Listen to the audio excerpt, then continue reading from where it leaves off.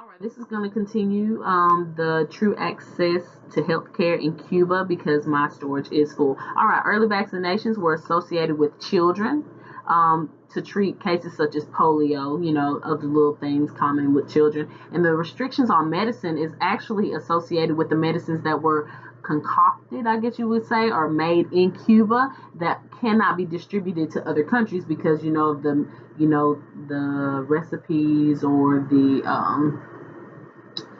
I don't know how to say it, any ingredient associated with that medicine. All right, so we're going to continue with resources. Early teaching healthcare professionals is what I talked about earlier about the physicians and the nurses, but they get this experience before they get their degrees. They get out into the communities and figure out what condition is most common in what community. Like one community may be known for breast cancer, or one community may be known for diabetes, such as that nature.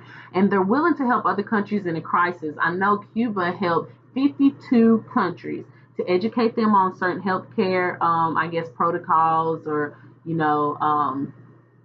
actions to take to help their country. Because for a country who does not have money, especially money, basic stuff, water, food, well, clean water, they are leading us in healthcare right now. They're one of the top leaders of healthcare.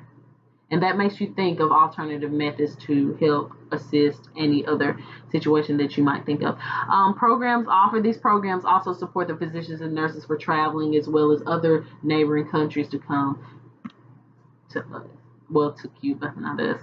All right, major health issues. Like I stated earlier, lack of water treatment, and that associates with the financial barrier of preventing the update of the water treatment. Because they do have a water system, but because of it not being updated, it's affecting the water dispersion to the whole country, and that should be an issue that should have been fixed a way long time ago. But they have to find other ways to build a financial status. All right, obesity is associated with their culture, specifically towards the women and children. They believe if their children and women are plump by the image of the eye, that they are fed well and taken care of.